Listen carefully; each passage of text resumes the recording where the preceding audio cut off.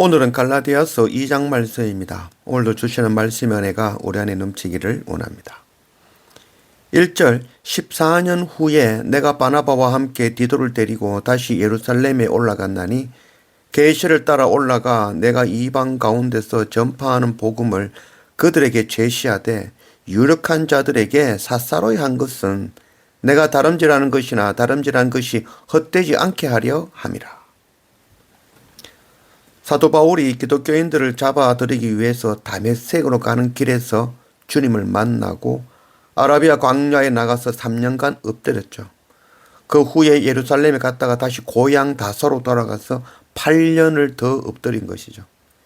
이후에 바나바가 다소로 찾아왔죠. 그리고 그 사도 바울을 데리고 안디옥 교회를 가서 함께 안디옥 교회를 3년간 목회하며 섬겼던 것이죠. 이렇게 사도 바울이 다메섹에서 주님을 만난 지 14년이 지났죠. 사도 바울의 그 일생 가운데 이 14년의 준비와 기다림은 이방인의 사도로 세워지기 위한 가장 중요한 시간인 것이죠. 그렇게 14년 만에 예루살렘으로 간 것이죠. 그 예루살렘을 간 것은 누구의 배우기 위함도 아니고 누구의 지시를 받기 위함도 아니라 오직 예수 그리스도의 계시와 인도하심 때문에 달려온 그 복음, 이방인들 향한 그 복음을 확정하고 가르치기 위해 간 것이죠. 3절 그러나 나와 함께 있는 헬라인 디도까지도 억지로 할례를 받게 하지 아니하였으니 이는 가만히 들어온 거짓 형제들 때문이라. 그들이 가만히 들어온 것은 그리스도 예수 안에서 우리가 가진 자유를 엿보고 우리를 종으로 삼고자 함이로되 그들에게 우리가 한시도 복종하지 아니하였으니 이는 복음의 진리가 항상 너희 가운데 있게 하려 함이라. 사도 바울은 헬라인 디도에게 자기 제자죠. 디도에게 할례를 받으라고 권하지 않은 것이죠. 왜냐하면 할례가 구원의 기준이 되어지지 않기 때문인 거죠. 그런데 거짓 지도자들은 할례를 강요한 것이죠. 할례가 없으면 구원받을 수 없다라고 가르친 것이죠. 이는 예수 그리스도 안에서 율법에 대하여 자유함에서 오히려 율법의 종이 되게 하는 꼴이 된 것이죠. 진리를 아는 자는 자유할 수 있죠. 진리에는 다수결이 될 수 없는 것이죠. 강요하지 않고 사람을 설득할 필요도 없는 것이 진리입니다. 그러나 오늘날에는 이 율법의 종이 되고 세상의 종이 되려고 노력하는 시대가 되고 말았죠. 부자가 되고 사업이 성공하고 자녀가 잘 되고 건강하고 행복을 구하며 그것을 위하여 세상이 원하는 기준, 세상이 원하는 요구, 조건 그것 갖추려고 몸부림치는 것이죠. 몸이 망가지는 것도 돌보지 않고 달려가는 오늘의 모습인 것입니다. 하나님은 세상의 그 썩어질 풍요를 약속하는 만몬신이 아닙니다. 영원한 하나님의 나라를 약속하시는 것이죠. 우리가 구할 것은 먼저 하나님의 나라와 의인 것이죠.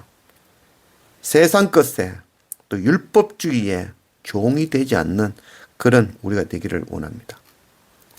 6절 유력하다 하는 이들 중에 본래 어떤 이든지 내게 상관이 없으며 하나님은 사람을 외모로 취하지 아니하시나니 저 유력한 이들은 내게 의무를 더하여 준 것이 없고 도리어 그들은 내가 무할례자에게 복음 전함을 맡은 것이 베드로가 할례자에게 맡음과 같은 것을 보았고 베드로에게 역사하사 그를 할례자의 사도로 삼으신 이가 또한 내게 역사하사 나를 이방인의 사도로 삼으셨느니라.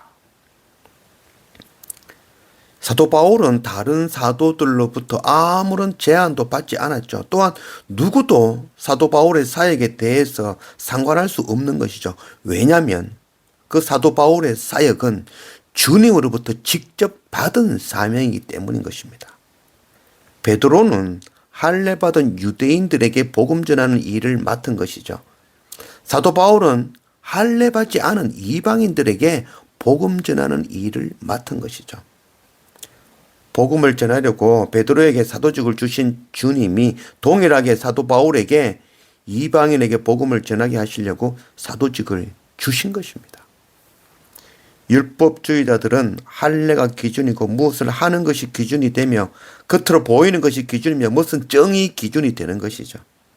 이는 율법의 종이 되게 하는 것입니다. 11절 게바가 안디옥에 이르렀을 때에 책망받을 일이 있기로 내가 그를 대면하여 책망하였노라. 야고보에게서 온 어떤 이들이 이르기 전에 게바가 이방인과 함께 먹다가 그들이 오매 그가 할례자들을 두려워하여 떠나 물러가매 남은 유대인들도 그와 같이 외식함으로 바나바도 그들의 외식에 유혹되었느니라. 베드로가 안디옥에 왔을 때에 이방인들과 같이 앉아서 음식을 먹고 있었죠. 그때 예루살렘에서 야고보 사도가 보낸 그 할례받은 유대인들을 보고 이방인들과 함께 밥을 먹다가 깜짝 놀란 것이죠. 왜냐하면 율법으로 이방인과 함께 밥을 먹을 수 없기 때문인 것이죠. 그래서 베드로가 깜짝 놀란 것이죠. 유대인들이 할례받은 자들이 자기가 이방인들과 밥 먹는 모습 보고 율법을 어긴 자신의 모습 때문에 벌떡 일어나서 피한 적이 있었던 것이죠. 베드로의 이런 행동으로 다른 할례받은 유대인들도 율법의 종이 되는 꼴이 되고 만 것이죠.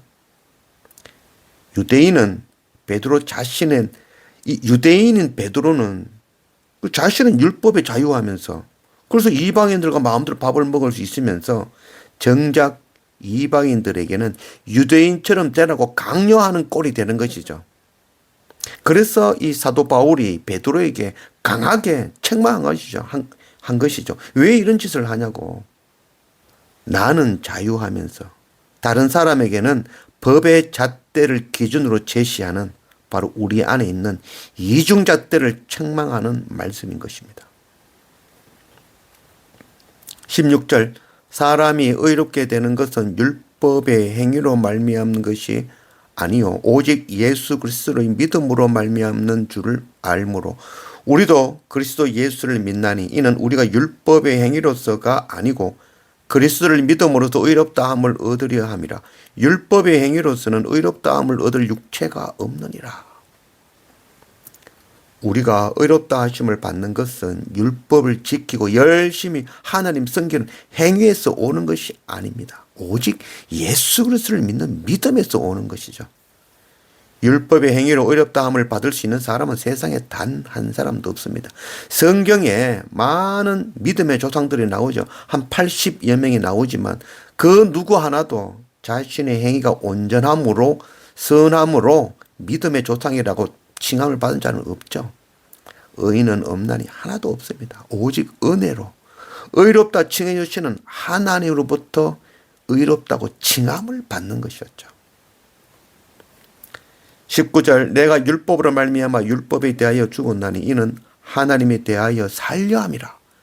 내가 그리스도와 함께 십자가에 못 박혔나니 그런즉 이제는 내가 사는 것이 아니요 오직 내 안에 그리스도께서 사시는 것이라. 이제 내가 육체 가운데 사는 것은 나를 사랑하사 나를 위하여 자기 자신을 버리신 하나님의 아들을 믿는 믿음 안에서 사는 것이라. 할례와 같이 무슨 행위로 어렵게 된다고 한다면 하나님께서 어렵다 칭하심이 아무런 필요가 없다는 것이죠. 그러니까 하나님께서 의롭다가 칭하시는 그 칭함을 거부하는 꼴이 되는 것이죠. 내 행위로 의롭다고 된다고 하는 것은 이런 꼴이 되는 것입니다. 율법의 행위로 의롭다함을 받을 수 있는 사람은 하나도 없습니다. 그러므로 율법은 내가 율법을 행할 수 없는 어렵게 될 수 없는 죄인이라는 것을 깨닫게 하시는 것이죠. 로마서 3장 20절 그러므로 율법의 행위로 그의 앞에 의롭다 하심을 얻을 육체가 없나니 율법으로는 죄를 깨달음이라. 율법은 내가 철저한 죄인임을 깨우치게 하는 것입니다. 그래서 방법이 없구나. 그래서 하나님을 구하고 예수 그리스도 십자가 앞에 엎드릴 수밖에 없는 것이죠. 죄는 하나님 없이 스스로 살 수 있다는 것이죠. 죄는 어떤 잘못된 행위가 아니라 내 속에 살아있는 나인 것이죠. 우리는 날마다 나를 죽이려고 무진 애를 쓰죠. 그러나 죽지 않고 계속 펄펄 살아 날뛰는 자신을 발견하게 되는 것이죠. 나를 죽이려고 애쓰는 것이 아니라 이미 우리는 십자가에서 죽었다는 것, 그것 깨닫는 것이 믿음인 것입니다. 만일 율법을 지켜서 어렵게 된다고 한다면 예수 그리스도의 십자가는 헛된 죽음이 되는 것이죠. 억지로 하는 것은 율법입니다. 내 노력과 힘과 정성으로 하려 하는 것, 그게 바로 율법인 것이죠. 복음은 자연스럽게 되어지는 것입니다. 내가 주님과 함께 십자가에서 죽으면 나도 모르게 주님 기뻐하시는 그 일을 하고 있는 나를 발견하게 되는 것입니다. 날마다 말씀과 예배로 십자가의 나를 죽여 자유하는 그런 우리가 되기를 원합니다.